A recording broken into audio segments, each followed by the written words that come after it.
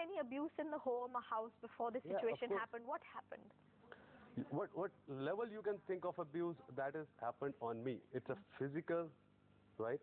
It's a mental, it's a financial, it's a legal. First, she forced me to get disowned from my family. Hear what she gave on the letter, right?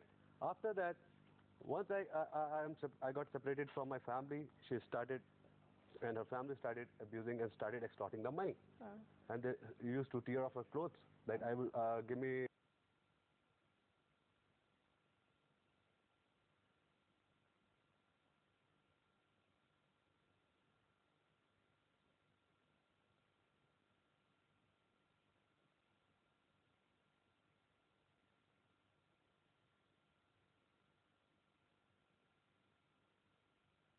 Did you ever?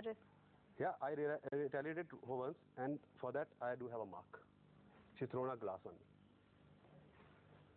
This is a mark. She has aborted my first child. Just for what? Just for the sake of 2 lakh rupees.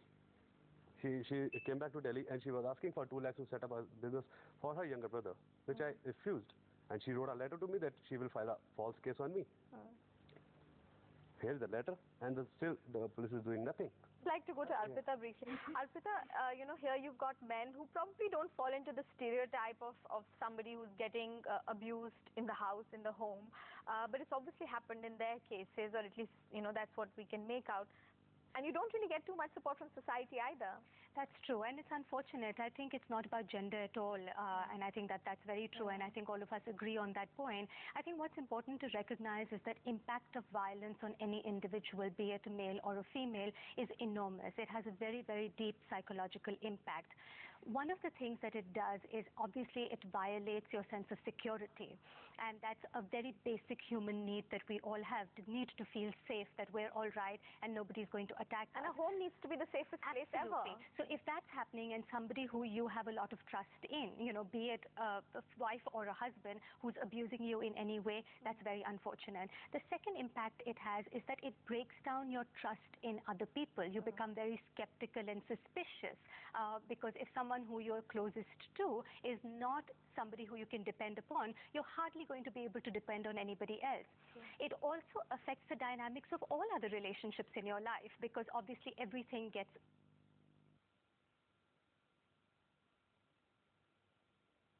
any kind of violence have a lot of emotional issues and baggage to deal with. So I think we just have to respect the fact that it's a huge issue and a lot needs to be done, whether it's a man or a woman who's a survivor. Absolutely.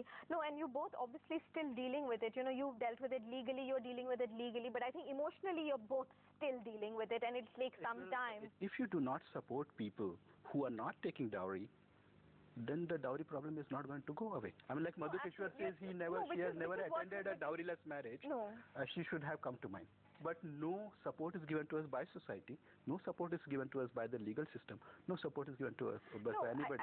And then how will people will just say, dowry liya to ya nahi liya, farak kya hai?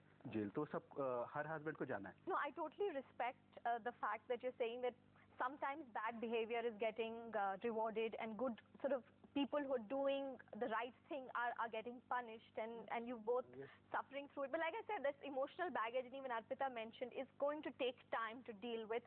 And I hope that it's a positive journey for you and you're able to deal with it and get out of it. We're going to take a very, very short break, but continue our discussion with you. Welcome back to This Delhi Live. We're talking about domestic violence, and it would be inappropriate to talk about domestic violence without talking about the Domestic Violence Act. On the one hand, it has now put into perspective a lot more things. It recognizes emotional abuse as well. It recognizes abuse within the framework between husband and wife. So there are lots of new aspects to it. But obviously there is a flip side. We'll discuss both sides of the story. We have with us Mr. Goombar, we've got Tenzing and Mukta, all three of your lawyers, and will be able to give us different perspectives on the situation. I'll begin with you.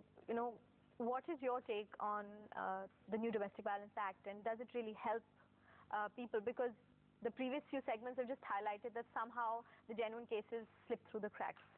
But everybody has faith in judicial system, despite that he has said that legal system even has not supported him.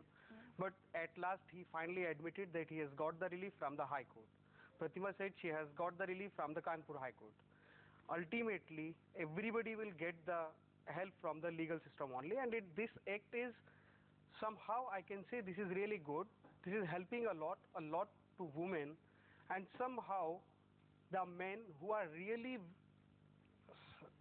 sufferers, I can say, they are also being, you can say, being hurt by women by using this act somehow, but not everybody.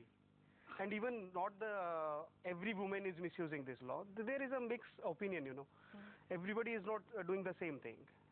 You know, the thing is that there is a back and forth because it's a family at the end of the day, and maybe the husband comes back, the wife withdraws the case, or vice versa, and this kind of keeps going on. But then I do want to understand from you, there's a lot of hue and cry about the act, the government's planning to change it or amend it. Why is there so much of, you know, sort of discussion on it?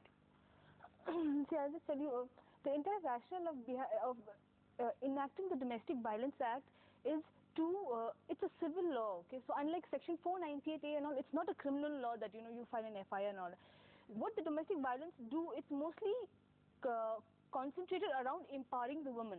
So you provide support structure to the woman, you provide her facilities. A way to go about her life. Yeah. So this is the entire, and earlier, before the enactment of this Domestic Violence Act, there was no other remedy to women facing violence per se, okay? The only remedy that was there was to married women. That is under Section 498A. Section